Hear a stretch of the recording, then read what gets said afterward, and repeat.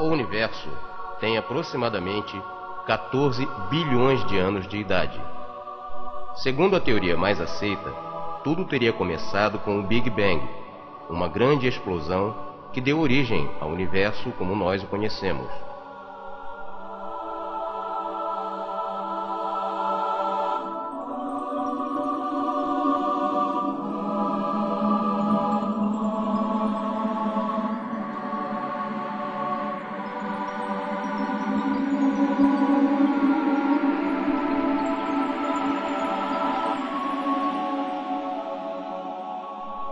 Nós estamos aqui, em um pequeno ponto azul, flutuando no braço de uma galáxia. Nosso planeta tem aproximadamente 4 bilhões de anos.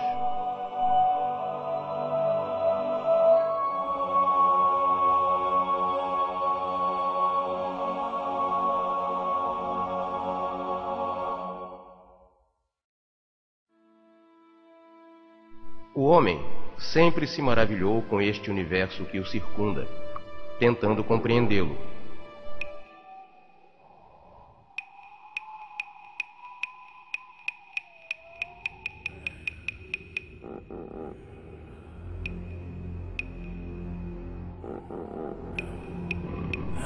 Dividimos o planeta com diversas outras espécies animais, insetos, mamíferos.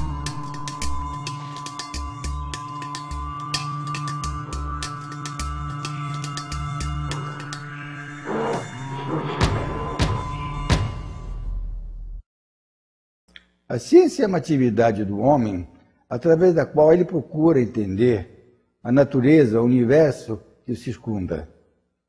Somos provavelmente uma das espécies mais recentes do planeta, mas provavelmente somos a única espécie que tem essa preocupação de entender a natureza e o universo. Nossa espécie, Homo sapiens sapiens, está no planeta há aproximadamente 200 mil anos. Os grandes macacos estão aqui há 60 milhões de anos. Os mosquitos e outros insetos estão aqui há 560 milhões de anos. Para sobreviver neste planeta, sempre tivemos que enfrentar diversos obstáculos, como a fome, grandes predadores e, principalmente, pequenos inimigos, os micro-organismos e os vírus, durante muito tempo invisíveis para nós. Muitos desses micro-organismos e vírus eram causadores de doenças.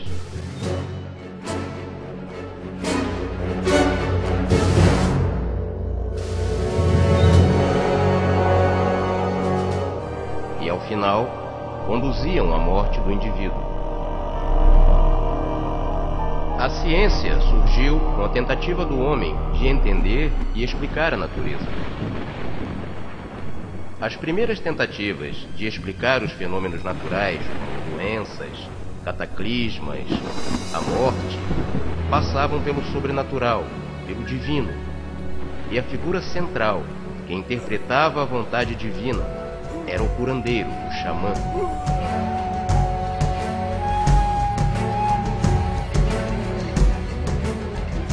Como intérprete da vontade dos deuses, possuía poderes excepcionais e inquestionáveis.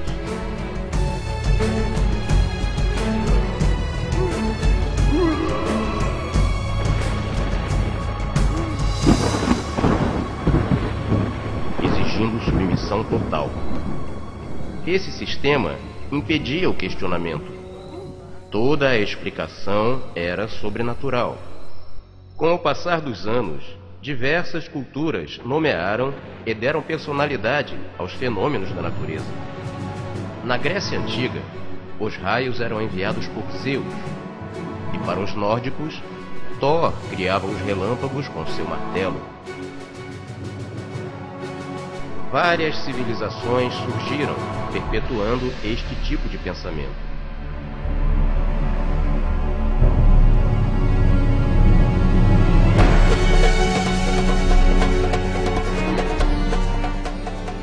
Várias religiões pregavam o sacrifício humano como forma de aplacar a ira dos deuses.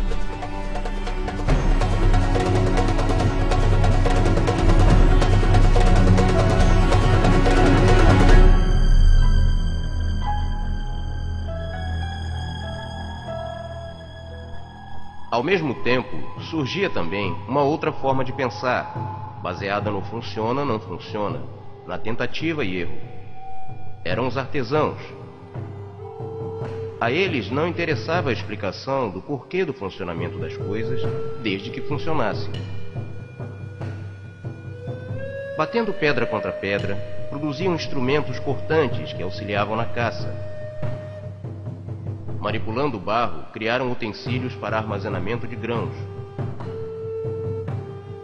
Dessa prática, pode ter surgido, inclusive, manifestações do que entendemos hoje como a arte, a música, a dança.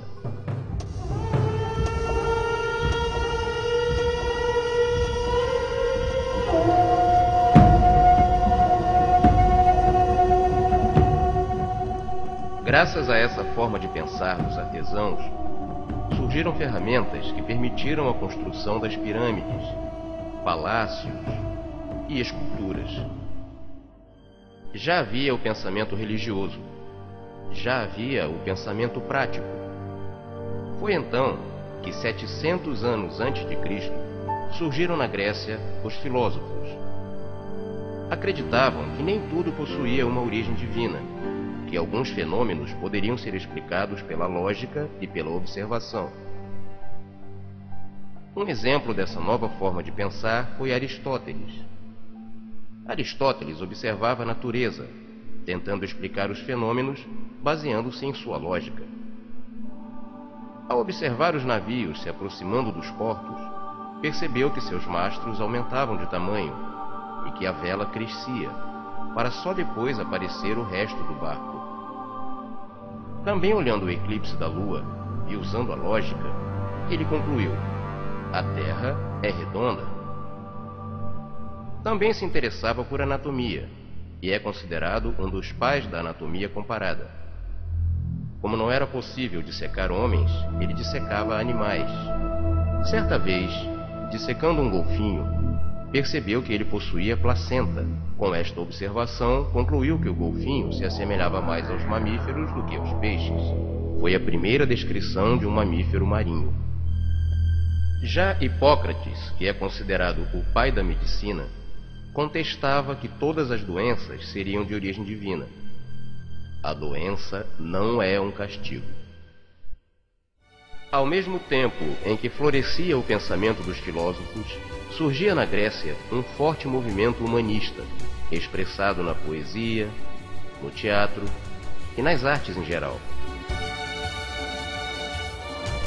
Projetaram-se através dos séculos obras como a Ilíada e a Odisseia de Homero, Antígona, Electra e Édipo Rei de Sófocles, e várias outras obras que chegaram até os dias de hoje, principalmente pelo seu valor estético.